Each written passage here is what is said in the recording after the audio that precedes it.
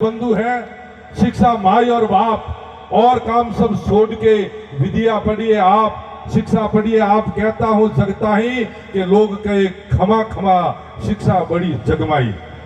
कैसे मिलेगी? व्यसन त्याग विद्या पढ़ो।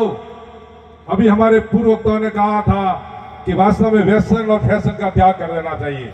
व्यसन त्याग विद्या पढ़ो और तजो क्रोध अभिमान। मधुर वचन मुख से कहो, रखो बराबर ध्यान, रखो बराबर ध्यान। साफ सुथरे कपड़े पहनो और निश्चित बोलो साच, झूठ कभी मत भाको। अरे दाना राम है, गुरु से ले लो ज्ञान। व्यसन त्याग विद्या पढ़ो तजो क्रोध अभिमान। और द्रव्य खुट जात है, विद्या द्रव्य अखूट। सदा रहो साथ में, चोर सके न लूट, चोर सके न लूट। हरदम नित काम आवे और कहीं सभा में जाओ तो आदर पावे। विद्वान की हमेशा धनवान कोई मत बनो, बन जाओ विद्वान। और एक विद्वान के सामने कई खड़े धनवान। इसलिए मेहनत करोगे तो फल जरूर मिलेगा। और महापुरुष जिसके पास में दल है उसके पास तीन बात कहती बाबा साहब डॉक्टर अम्बेडकर ने, शिक्षा, संगठन और संघर्ष। तो कहा जिसके पास में दल है उसके पास में बल है, और जिसके पास में बल है उसकी सब समस्याओं का हल है। एकजुट में रहो। चिट्ठियों ने एकता कर ले तो शेर की खाल खींच सकती है। इसलिए महापुरुषों ने कहा है, मैं नहीं कह रहा हूं, आगे मनुष्य ने बात बताई है कि लड़ नहीं सकते हो तो बोलो। अरे लड़ नहीं सकते तो बोलो, अरे बोल नहीं सकते हो तो साथ दो। साथ भी नहीं दे सकते हो तो उनका मनोबल बढ़ाओ, और मनोबल भी नहीं बढ़ा सकते हो तो कम से कम उनका मनोबल तो मत गिराओ जो आपके हिस्से की लड़ाई लड़ रहे हैं।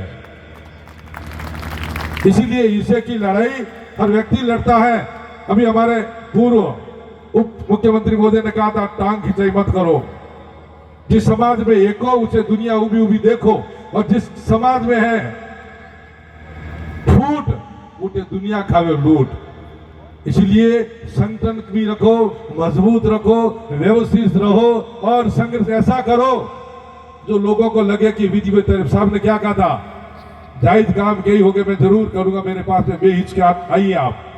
तो मैं ज्यादा, क्योंकि साहब को भी पढ़ाना वापस, ज्यादा लंबी चौड़ी बात न करके मैं हमारे बीच में मेघवाल समाज के उप मुख्यमंत्री पढ़ा रहे हैं, उनसे यही प्रार्थना निवेदन कि आप बहुजनी नहीं बल्कि छत्तीस कुंभ के ऊपर आप बराबर ध्यान रखें, जो वास्तव में प्रताड़ित हो, वास्तव में जिनका काम होना चाहिए वो काम करे, ताकि हमारा समाज का नाम भी ऊंचा होगा।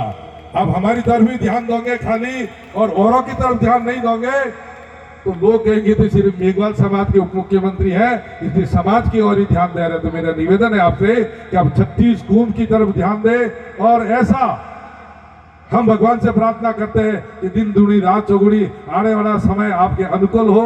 यही मैं गुरुदेव की और हमारे डॉक्टर बी.आर. अम्बेडकर और बाबा रामदेव जी विराजमान है। पार है बाबा रामदेव जी विराजमान है। रामदेव जी ने धूप करने वास्ते गया, अजवाल जी और अख जी को कहा तू खड़ा रहे, लाडू का ध्यान रखना और मैं छाने लाता हूं आईनी के।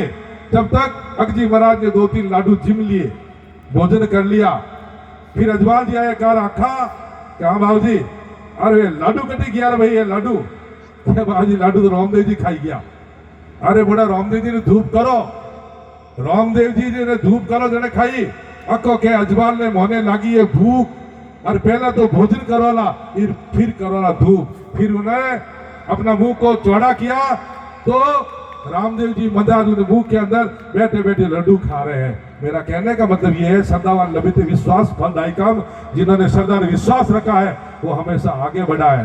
तो प्रतिभाओं से मेरा निवेदन है कि आप आने वाले समय में आप खुद ये मंचासीन अतिथि बैठे हैं, इनके अनुरूप ही आप ही लोगों को प्रतिभान के रूप में आप सम्मानित करें। ये मेरी आशा है, मेरा विश्वास है। शिक्षा के ऊपर ध्यान दीजिए, माँ बाप की सेवा करिए, और शराब और मांस के ऊपर भी थोड़ा नियंत्रण रखिए आप, ताकि आप भी आगे बढ़ सके, आपके साथ साथ चल सके। हमारे भाई जी को देखो कितने सरल स्वभाव के हैं, कोई राग द्वेष नहीं, कोई पार्टी पक्ष नहीं, फिर भी जो भी गया आपके पास में उनका काम करते हैं। तो पुनः मैं सभी को गुरुदेव का आशीर्वाद और सभी को धन्यवाद कि आपने हमें भी बुलाया और सम्मानित किया है।